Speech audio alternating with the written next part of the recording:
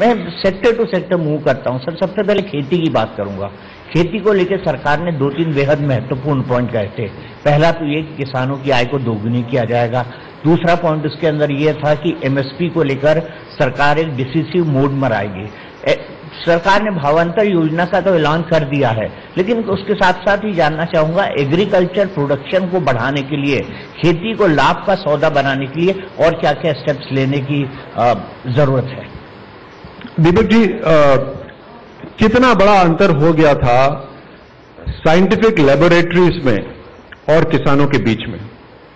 कोई मेल मिलाप नहीं, कोई कनेक्ट नहीं, कोई एप्लीकेशन ऑफ साइंटिफिक रूल्स नहीं।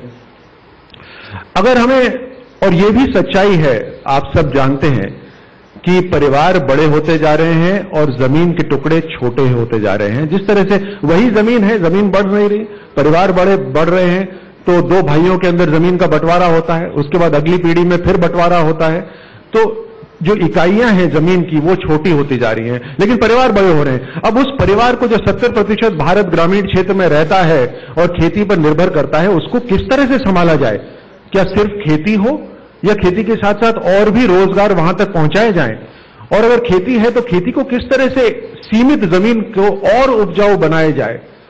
तो उसमें हमने साइंटिफिक जितनी भी टेक्नोलॉजी उसको लगाया।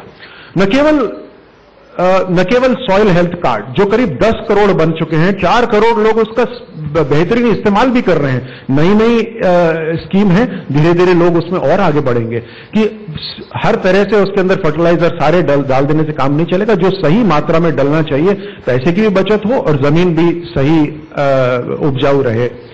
यहीं तक ही सीमित नहीं, बल्कि किस तरह से लोन, 11 लाख करोड़ लोन आज अवेलेबल हैं किसानों के लिए, जो एक अपनी बड़ी मात्रा में पिछली जितनी भी सरकारें थी उससे बहुत ज्यादा है।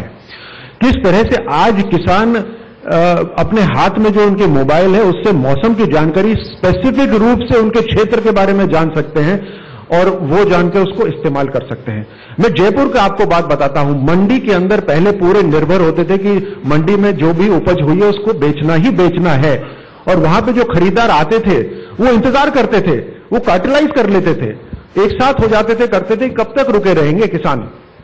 24 घंटे के अंदर इनको बेच के जाना पड़ेगा, और बेच के जाने के लिए और कोई जगह नहीं है सिवाय इस मंडी के। आज वही जयपुर का मैं उदाहरण दे रहा हूं, लेकिन ये पूरे देश के लिए लागू है। आज कितने शानदार तरीके से वो मोबाइल पे चेक करते हैं कि चंडीगढ़ में क्या कीमत चल रही है, यूपी पे क्या कीमत चल रही है। यहां तक कि वो ट्रकों में लोड करा देते हैं और रवाना कर देते हैं बिना बिक्री हुए हुए कि जयपुर वालों को यहां पे खरीदना है तो खरीद ली, नहीं तो इधर रास्ते में हमारी डील होती जाएगी। दिल्ली की तरफ ट्रक जा रहे हैं और पूरे रास्ते में डील हो रही है कि चंडीगढ़ की तरफ मुड़ू या यूपी की तरफ मुड़ू। ये टेक्नोलॉजी के माध्यम से हुआ है। तो किस तरह से ई नाम की वजह से किस तरह से कहीं पे भी वो अपनी बिक्री कर सकते हैं। पानी का किस तरह से बेहतर इस्तेमाल हो रहा है, ये भी एक बहुत बड़ी सरकार की इसके अंदर लेकर आए हैं। एमएसपी के ऊपर काम हुआ है। किसान की देखभाल कौन करेगा? जो सबका पेट पालता है उसकी रक्षा कौन करेगा? तो एमएसपी के ऊपर हमने कहा कि बिल्कुल एमएसपी 1.5% बढ़ाया जाएगा। और जब ओलावृष्टि हो जाती है या कोई तूफान आ जाता है और वो खराब हो जाती है उसकी फसल, तो ये आकलन करना पड़ता है कि 50% हुआ या नहीं। 50% हुआ तभी इनको फायदा मिलेगा। हमारी सरकार ने, नरेंद्र मोदी सरकार ने उसको 33% पे लेकर आ गए हैं कि 50 नहीं, अगर 33% भी नुकसान हुआ है तो भी उनको हर्जाना मिलेगा, और हर्जाना भी बढ़ा दिया गया है। बहुत से काम हुए हैं।